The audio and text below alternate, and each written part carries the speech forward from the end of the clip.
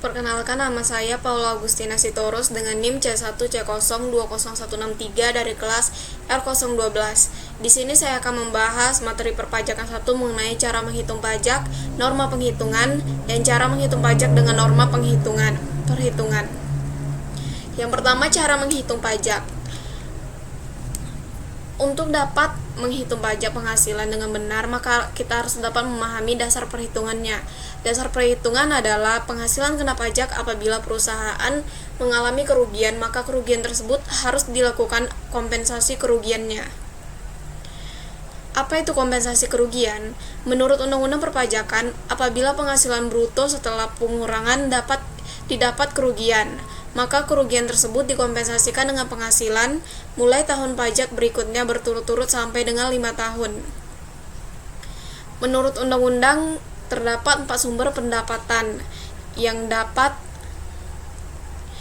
diakui. Yang pertama yaitu penghasilan dari usaha dan kegiatan, yang kedua penghasilan dari modal, yang ketiga penghasilan dari pekerjaan dalam hubungan kerja dengan pekerjaan bebas, dan yang keempat, penghasilan lain-lain seperti pembebasan utang, hadiah, dan sebagainya.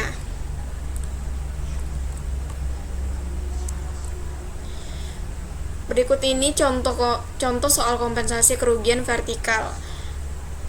Wajib pajak badan yang bergerak di bidang usaha perhotelan pada tahun 2018 menderita kerugian sebesar 200 juta rupiah. Andai kata mulai tahun 2009 dan seterusnya untuk masing-masing, yaitu 20 juta rupiah, 40 juta rupiah, 70 juta rupiah, 100 juta rupiah, 150 juta rupiah. Dan tahun 2014 untung sebesar 250 juta rupiah. Maka buatkanlah daftar perhitungan kompensasi atas kerugian pajak tahun 2008 tersebut, serta hitung pajak penghasilan yang harus dibayar wajib pajak tersebut pada tahun 2014. Berikut ini penyelesaian soal kompensasi kerugian vertikal. Di sini ada tabel daftar perhitungan kompensasi atas kerugian pajak penghasilan tahun 2003. Dan untuk menghitung tarif pajak badan tahun 2009-nya yaitu 25% kali 250 juta rupiah sama dengan 62.500.000 rupiah.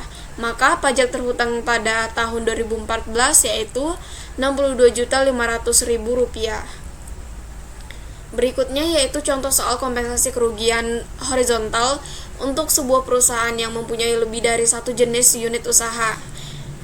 Contoh soalnya yaitu PT X pada tahun 2015 menyelenggarakan usaha biro perjalanan, usaha kuliner, dan taksi. Hasil usaha selama tahun 2015 masing-masing adalah sebagai berikut, yaitu asumsi peredaran usaha di atas 50 miliar, usaha biro perjalanan memperoleh untung sebesar 400 juta rupiah, usaha kuliner rugi sebesar 800 juta rupiah, dan usaha pertaksian untung 200 juta rupiah. Maka penyelesaiannya yaitu biro perjalanan umum untung sebesar 400 juta rupiah, usaha konstruksi rugi sebesar 800 juta rupiah, pertaksian untung 200 juta rupiah. Maka yang didapatkan yaitu rugi, dan rugi usaha pada tahun 2015 yaitu 200 juta rupiah. Maka pada tahun 2015 tidak membayar pajak atau pajak nihil karena kerugian tahun 2009 sebesar 20 juta rupiah. Tersebut dapat dikompensasikan atas keuntungan yang mungkin diperoleh pada tahun berikutnya berturut-turut selama 5 tahun. Tarif pajak yaitu terbagi menjadi 2. Yang pertama, tarif pajak umum sesuai dengan pasal 17 Undang-Undang Nomor 36 Tahun 2008, dan yang kedua, tarif pajak khusus untuk menghitung pajak penghasilan pasal 21, 22, 23, 26, PPN, PPNBM, dan BPHTB. Selanjutnya, norma perhitungan. Saat terhutang pajak yang digunakan adalah menganut self-assessment system, yaitu pada akhir tahun pajak setelah wajib pajak menghitung pajaknya sendiri dengan mengisi SPT dan PPh. Norma penghitungan pajak penghasilan dibagi menjadi 2. Yang pertama, norma penghitungan umum, yaitu yang berlaku untuk wajib pajak orang pribadi yang menjalankan usaha atau melakukan pekerjaan bebas yang peredaran brutonya setahun kurang dari 4.800.000.000 rupiah. Yang kedua, norma penghitungan khusus, yaitu bagi wajib pajak tertentu, terutama bagi wajib pajak yang dalam menjalankan usaha atau pekerjaan bebasnya yang berkaitan dengan dunia internasional. Syarat penerapan norma penghitungan ada 3. Yang pertama, wajib pajak adalah orang pribadi yang menggunakan norma penghitungan diwajibkan memberitahukan kepada KPP setempat selambat-lambatnya akhir bulan Maret dari tahun pajak yang bersangkutan. Yang kedua, penghasilan itu dihitung dengan mengalihkan angka presentase yang tercantum dalam norma dengan jumlah peredaran usaha atau penghasilan bruto dari pekerjaan bebas setahun. Biaya-biaya tidak lagi diperkenankan untuk dikurangkan. Khusus untuk wajib pajak orang pribadi, penghasilan neto masih diperkenankan untuk dikurangkan dengan PTKP. Dan yang ketiga, bagi wajib pajak yang memiliki lebih dari satu usaha, maka penghitungan penghasilan netonya harus dikalikan dengan memperhatikan masing-masing jenis usaha dan tempat usaha. Sesudah itu, penghasilan neto tersebut dijumlahkan. Yang ketiga, penerapan menggunakan norma perhitungan dan contoh soal. Contoh soalnya yaitu wajib pajak badu status kawin dan mempunyai 3 orang anak yang masih menjadi tanggungan sepenuhnya. Ia adalah seorang dokter yang bertempat tinggal di Jakarta.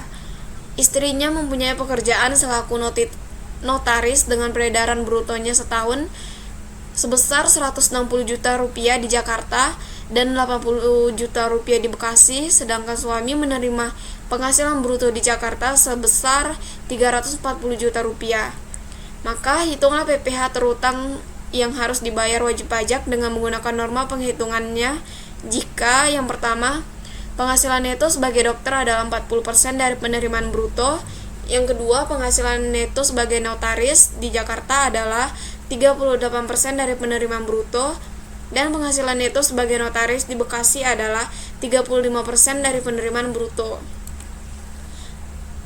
Maka penyelesaiannya yaitu untuk penghasilan neto sebagai dokter 40% dikali 340 juta yaitu 136 juta. Penghasilan istrinya 38% dikalikan 160 juta yaitu 60.800.000 rupiah, dan penghasilan istri 35% dikali 80 juta hasilnya 28 juta rupiah. Maka didapatkan penghasilan neto sebesar 196.800.000 rupiah. Untuk penghasilan tidak kena pajaknya, yang pertama ada wajib pajak sebesar 54 juta rupiah. Yang kedua status kawin sebesar 4.500.000 rupiah. Yang ketiga tambahan istri bekerja sebesar 54 juta rupiah dan 3 anak, yaitu dikalikan 3 anak dikali 4.500.000 rupiah sama dengan 13.500.000 rupiah. Maka didapatkan hasil PTKP-nya sebesar 126 juta.